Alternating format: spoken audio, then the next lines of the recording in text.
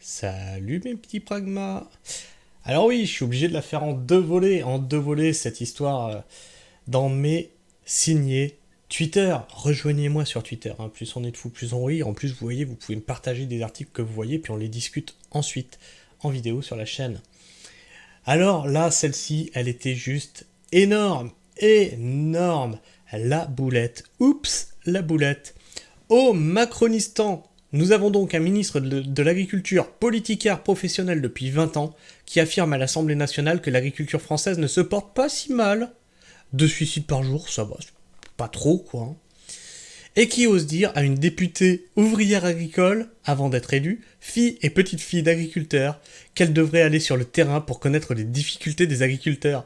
Mais j'adore par quoi on est représenté. La FNSEA, c'est un groupe agroalimentaire. Ce mec-là n'a jamais mis les pieds dans la terre, n'a jamais tenu une bêche de sa vie, n'a jamais touché une fourche. C'est un truc de fou. Le seul animal fermier qu'il a approché, ça doit être au salon de l'agriculture. Et il vient dire à une fille qui est issue de la campagne qu'elle devrait aller côtoyer les agriculteurs pour comprendre le malaise. Mais, mais je vous jure, ça en serait pas triste que ça serait drôle, quoi. Ah, bah j'ai mon ventre qui gargouille, pourtant j'ai mangé. Pop, pop, pop, pop, pop. Ils ont donc forcé le barrage, ce n'est donc pas un accident, comme on voudrait nous le faire croire. Et donc ça, on revient sur Alexandra, cette agricultrice qui est décédée sur un blocage. Et donc, le préfet de l'Ariège voulait s'en défendre en disant que, bah non, tout était sécurisé, la voie était fermée, il n'y avait aucune raison de s'y engager. Donc, ceux qui me disaient, non, mais tu vas un peu vite en besogne, c'est pas une voiture bélier, c'est un accident. Non, c'est pas un accident. C'est pas un accident. Tout était fait en amont. Et elle n'était pas censée être sur l'autoroute, cette voiture. Vous voyez bien que devant le blocage, il n'y a ni camion, ni voiture, ni quoi que ce soit. En Vendée, je sais qu'ils ont commencé les... Alors, c'est pas des blocages, pour le coup, qu'ils ont fait en Vendée. C'est des opérations péage gratuit. Ils ouvrent les péages. Il y aura plus de barrage en Ariège. Sur les autres barrages, de ce qu'on connaît de la situation en Ariège, le barrage était sécurisé. Tout avait été mis en place de manière professionnelle pour fermer l'accès à la 2x2 voies. Tout ça avait été vu. Ce qui veut dire qu'on est certain que quand la voiture s'est engagée sur la 2x2 voies, elle avait franchi sciemment un barrage, un dispositif qui visait à fermer la 2x2 voies. Donc, elle a franchi sciemment un dispositif qui était censé bloquer la 2x2 voies. Donc là, dans ce contexte-là, on a ces informations-là. Donc soit le préfet y ment, soit c'est un assassinat. Du coup, est-ce que le dispositif est suffisant, surtout après les événements sur la 64 hier, où les bonnes défense ont feu, ils ont justement augmenté la présence policière. Est-ce que c'était suffisant d'avoir juste un barrage avec des plots? Plus que des plots. Il y avait vraiment une signalisation visuelle, du rouge, on voyait très très bien. Il n'y a aucun doute que la voie était fermée et qu'il n'y avait aucune raison de s'y engager. Ça devient chaud là, hein. Ça devient chaud là. Parce que du coup, il est rentré volontairement pour foncer volontairement sur le barrage.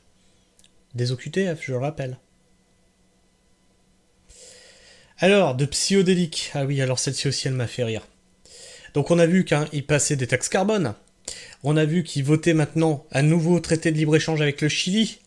Et psychodélique qui nous fait ce timing. En citant une augmentation de 3 € par mois et par député, ça fait une augmentation de 173 100 € par mois à l'échelle de l'Assemblée nationale, soit 2 77 200 € par an à nos frais. Ils se sont votés une augmentation de salaire à l'Assemblée nationale. J'imagine que c'est parce qu'ils estiment faire du très bon travail. La France est à feu et à sang et ils se votent une augmentation de salaire. Les agriculteurs n'arrivent pas à vivre de leur activité et eux se votent une augmentation de salaire. C'est une blague. qu'ils vont prendre dans votre poche. Vous savez, ils vont vous prendre en plus, parce que ça c'est sur vos impôts que c'est pris, hein. Alors que vous peinez à remplir votre chariot au supermarché. Parce que tout augmente. Vous peinez à payer votre facture d'électricité. Vous n'arrivez plus à boucler les fins de mois. Et eux se votent parce que certainement qu'ils ne gagnent pas assez d'argent, des augmentations de salaire. Mais cette folie, mais cette folie. Alors, on a Thierry de Cabaru, hein, qui est apparemment journaliste, hein, et un neurophile patenté. Voilà un geste assez stupide de quelques membres de la coordination rurale venus protester à Bruxelles contre les normes, en oubliant que 11 milliards de subventions viennent de l'Union européenne. Bon, Thierry, est-ce qu'on te le dit? Est-ce qu'on te le dit? On en envoie 26 milliards. Nous, en France, il y a 26 milliards qui sortent de nos caisses. Il en revient 11 milliards. Il y a un truc qui va pas. C'est pas l'Europe qui donne, c'est la France qui perd.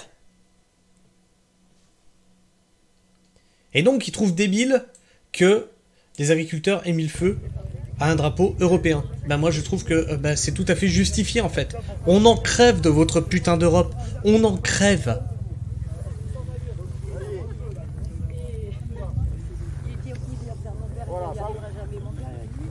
Vous pouvez le filmer.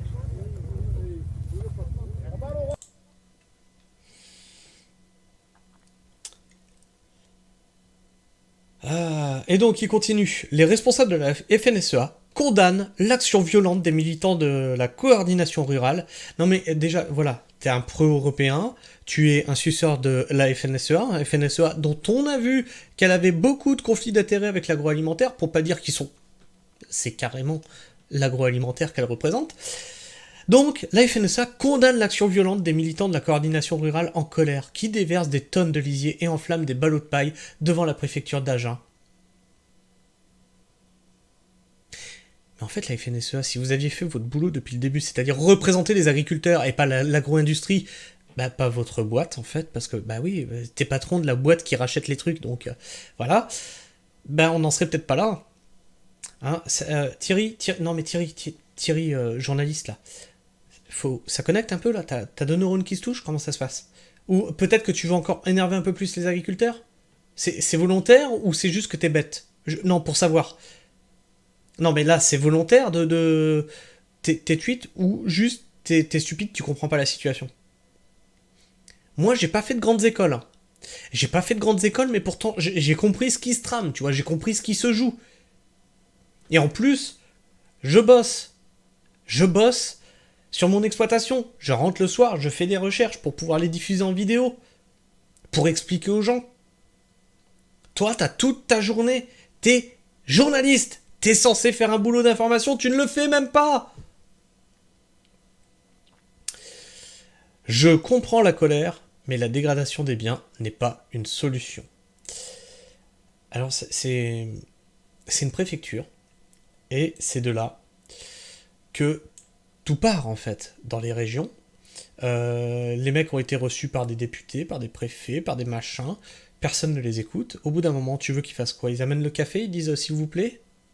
S'il vous plaît, pardon, mais est-ce qu'on pourrait m'écouter? Que j'aille me faire enculer?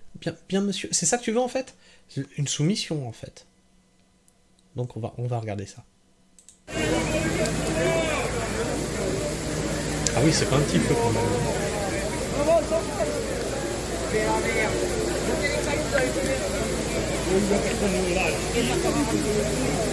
Ah, puis de l'autre côté, ils arrosent de lisier. Et j'entendais jeter des cailloux dans les fenêtres.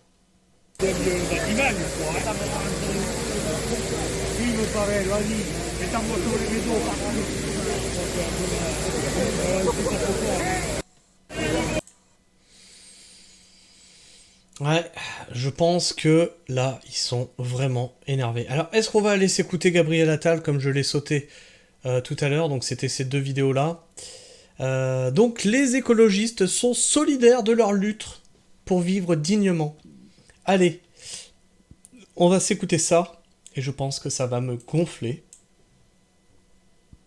Merci Madame la Présidente. Je voudrais d'abord réaffirmer toute ma solidarité aux proches de l'agricultrice décédée ce matin en Ariège. Alors, si tu veux affirmer ta solidarité à l'agricultrice qui est décédée, il fallait pas être contre la minute de silence qui avait été proposée. Non, parce que les larmes de crocodile et l'épanchement complaisant, ça va 5 minutes. On a proposé une minute de silence, ton parti politique écologiste et le parti Renaissance se sont opposés à cette minute de silence. Peut-être que cette dame n'était pas un ange parti trop tôt. Peut-être. Je sais pas. Hypothèse. Ma question s'adresse au ministre de l'Agriculture. Monsieur le ministre, partout dans notre pays, la révolte gronde. Une révolte qui jusque-là couvait, loin de votre ministère, davantage habitué à recevoir les capitaines d'industrie. Les agriculteurs dénoncent un modèle qui ne fonctionne pas et l'impossibilité de vivre de leur métier. Les écologistes sont solidaires de leur lutte pour vivre dignement. Monsieur le ministre, depuis 30 ans, ceux qui nous gouvernent ont choisi de placer notre modèle agricole sur la voie de l'industrialisation, de la compétitivité à outrance et du libre-échange dérégulé. Jusque-là, je suis assez d'accord avec ce qu'elle dit. Effectivement, c'est bien. On pourra dire ce qu'on veut des écologistes, mais ils sont pas au pouvoir. Hein. C'est pas eux qui votent les lois. Un peu de silence, s'il vous plaît. Laissez Madame Pochon poser sa question. Et si vous souhaitez que le ministre y réponde, il faudrait d'abord qu'il puisse l'entendre. Madame Pochon, continuez. Résultat, des inégalités immenses avec 20% des fermes qui captent plus de la moitié des aides européennes. Un agriculteur sur 5 qui vit sous le seuil de pauvreté. 100 000 fermes qui ont disparu en 10 ans. On entend qu'il faudrait simplifier les normes, accélérer les procédures au nom de la sacro-sainte compétitivité. Mais je vous en avais parlé de ce mot-là. Hein. Quand il a commencé à apparaître dans les usines qui étaient encore en France, hein, le mot compétitivité, il s'est suivi tout de suite derrière du mot austérité. Et que, il était même question de ne pas payer les heures supplémentaires. Il était même question de revoir le SMIC, c'est-à-dire de descendre le SMIC à l'époque. C'était encore sous Sarkozy. Je crois que c'était la fin du mandat Sarkozy. Quand ça avait été, quand on a commencé à voir le mot compétitivité remis à toutes les sauces en usine, après ça a été suivi de austérité. est-ce qu'on veut vraiment être compétitif avec les fermes usines brésiliennes qui détruisent l'Amazonie?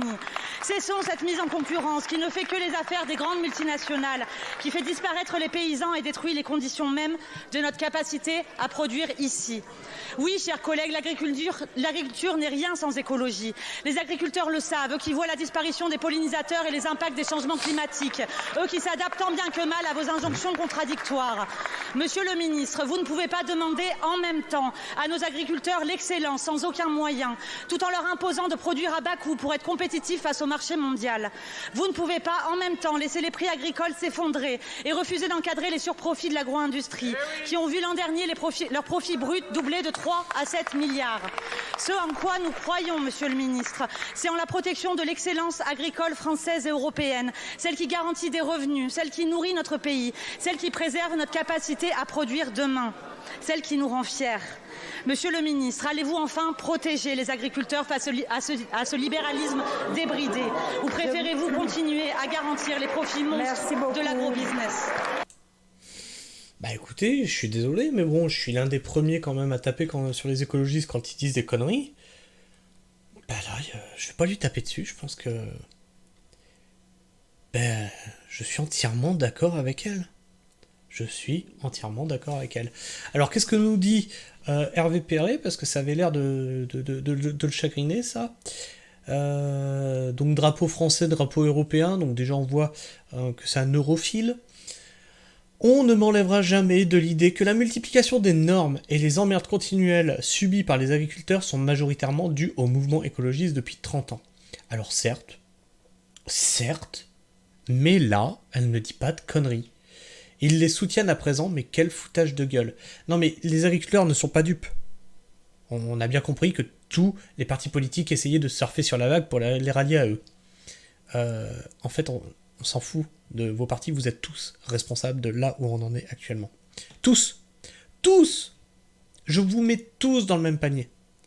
Il n'y en a pas un pour rattraper l'autre. Et donc on va finir sur Notre petit Gabi qui est arrivé Premier ministre. À peine Premier ministre, c'est la merde partout. Le pauvre garçon, il vit des moments difficiles dans sa carrière, là. Donc il nous dit, j'ai demandé aux représentants des agriculteurs de nous faire remonter toutes leurs propositions pour simplifier les normes qui pèsent sur leur activité. Donc les représentants des agriculteurs, c'est qui? C'est la FNSEA. FNSEA qui est une agro-industrie. Je vous rappelle, on l'a traité ce matin à 7h, allez voir la vidéo. Il y a des conflits d'intérêts dans tous les sens. Nous regarderons toutes leurs propositions, nous prendrons toutes les mesures utiles nécessaires. Demande directement aux agriculteurs plutôt qu'aux syndicats. Non, sincèrement. Alors on va écouter ce qu'il dit. Nous avancerons également sur la question des normes et de la simplification. Nous avons engagé un travail avec les représentants des agriculteurs qui nous feront remonter toutes les propositions. Nous regarderons... Alors c'est pas compliqué. Les normes, ce que tu fais, tu vois, le truc là de 400 normes là, pour une haie bocagère, tu le brûles. Tout ce qui est sur la production de comment on doit faire une cage pour les poules, tu le brûles. En fait, à part les normes pour les consommateurs, c'est-à-dire comment on doit sortir le produit fini, vous brûlez tout le reste. Laissez les agriculteurs se démerder du moment que le produit sort conforme. C'est-à-dire sanitairement correct. Et puis c'est tout. Et tu verras que ça va bien se passer. Toutes les propositions et nous prendrons toutes les mesures utiles et nécessaires dans le cadre du projet de loi porté par le ministre de l'Agriculture. Oui, nous allons avancer sans tabou, sans faux semblants, avec une détermination et avec la mobilisation de cette majorité qui, elle, n'a jamais fait défaut à nos agriculteurs. Voilà. Bon, moi je pense que vous cramez toutes vos normes. Les mecs qui sont dans la ruralité, les paysans, les agriculteurs, on sait ce qu'on fait, hein. On n'a pas besoin d'être tenu par la main, hein. On n'a pas besoin d'être pris pour des Mongols. On sait ce qu'on fait, des Mongoliens, pardon, parce que les Mongols, c'est un peuple. On sait ce qu'on fait, on n'a pas besoin que vous nous disiez, vous, depuis vos villes et depuis vos tours d'ivoire, comment nous, on doit gérer nos champs. Ah non, mais ça, va peut-être falloir se le mettre dans la tête. Que vous ayez un cahier des charges du produit fini, c'est-à-dire qu'il doit respecter des normes sanitaires, un certain calibre, etc. Je veux bien.